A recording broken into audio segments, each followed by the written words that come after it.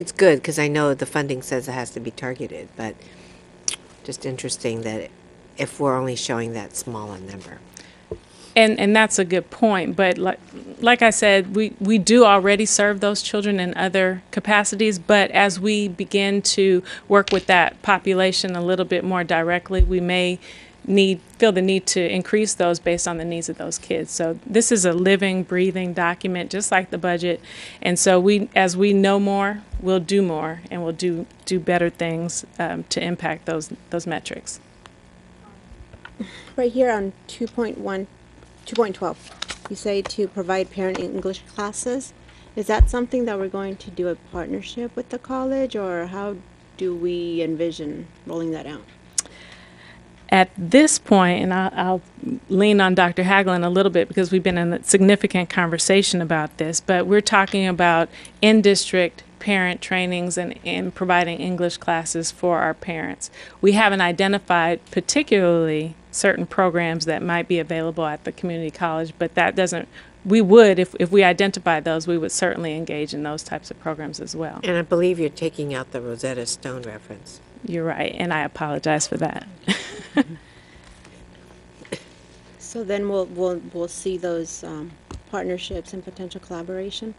Absolutely. And if anyone knows of specific items that we need to be investigating, we certainly will do that as well. But as we are developing these plans, now remember, we have gone from January not knowing what we're supposed to do to June having, action plans for over $58 million. So we're still tweaking and refining, and this is our best effort at this point, but we're still learning, we're still dialing in, and still making contacts with community to make sure we pull it all together. Yeah, because my understanding, correct me if I'm wrong, Dr. Noji, but if I believe you have like a interest about 20 or more, the colleges would provide something for the. It has to do with their funding source and what they're willing to do, and I think AB 85 is kind of redefining that relationship. But in the past, they've had the capacity to offer English language classes at our school sites during the day, so the parents could essentially go to college at their kids' school while their kids were in school. And it was a great model, but just like us, funding issues, and then we ran out of space at the same time. Where there were no rooms. But I think it's a great goal. I think it's a very important thing and a good partnership. I think for our parents to think that they were enrolled at a college to learn to speak English and not a Rosetta Stone course would be really enlightening. Yeah. We'll definitely look into that further. And then another question on 211, you have a reference to a grant writer. What does that mean? Or am I looking at the wrong one? So what occurred? I'm sorry. Oh, I'm sorry. I'm leaving you guys behind.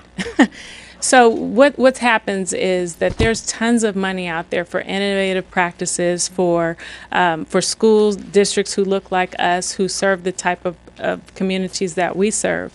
And we want to capture that opportunity, and we want to bring those resources to bear for our students as well. But we're all kind of running as fast as we can, and having someone who's dedicated to writing those grants, and going to search for that money would probably pay huge dividends.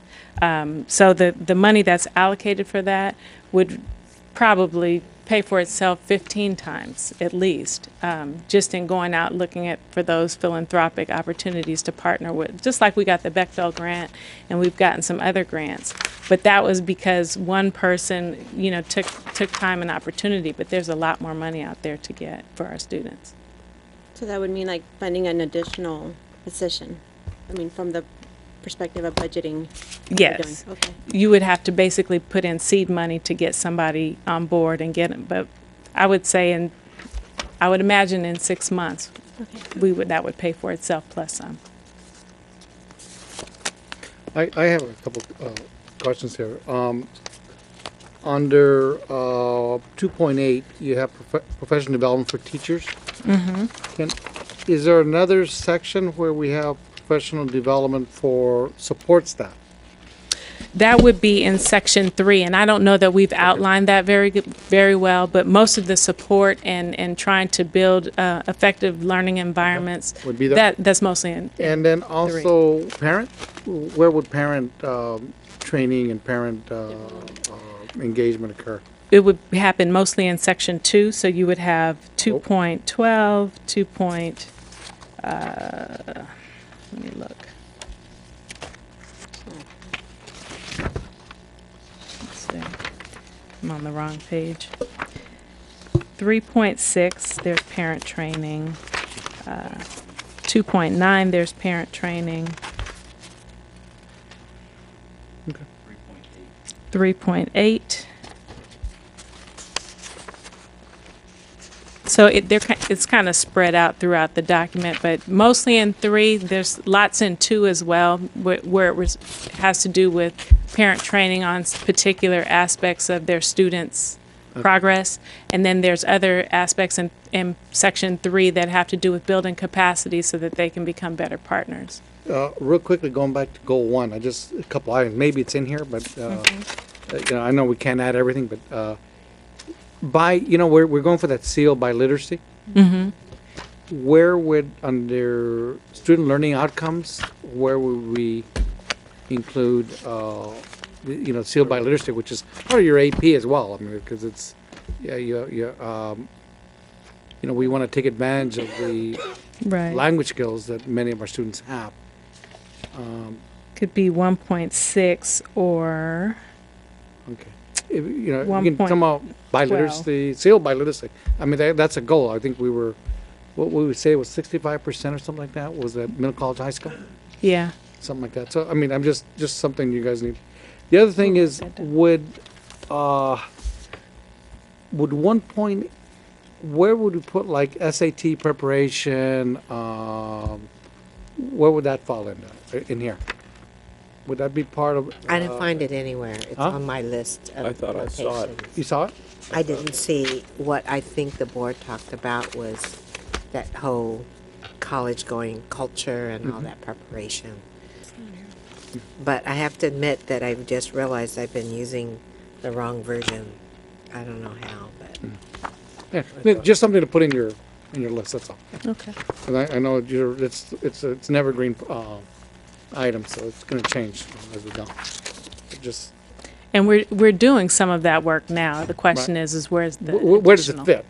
We know you have it, so all right. So we'll provide you that information. But I think part of what shouldn't be forgotten is trying to identify kind of some of the new direction, given the priorities of the board, given the priorities of the community. But there's what I'll call the base program, things that we've kind of customarily done.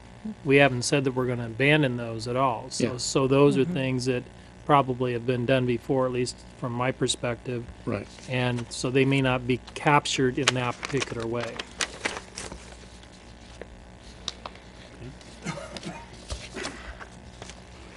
So I'm sorry. I'm still standing here.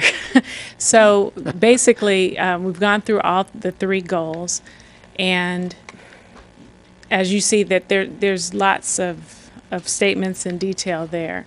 But ultimately, what I want to point out is that the budget breaks down into these LCAP goals. And so basically, you have a big budget of $626 million. And then you'll break that down into goal 1, 2, and 3. And so everything that we has to go to accomplish those goals, or something's tremendously wrong. So we've been looking at all of our budget alignment and making sure that this is the breakdown. And as we change direction and as we examine our metrics, some of those things will change in terms of the budget allocation, because if something is working, we may want to put more resources toward it. If it's not working, we may want to say we're not doing that, we're going to do something else. So this is a living, breathing document, but I wanted to demonstrate that it is tied to the next item, which is the budget. So are we at goal 3, or are we before goal 3? I'm sorry. You just finished goal 3? Oh, that's what Dr. Hagelin was telling me. I skipped it. Okay. So I apologize. So goal 3 has to do more with conditions of learning. And this is about the support to the schools. This is about all the other things that have to happen in order for learning in the classroom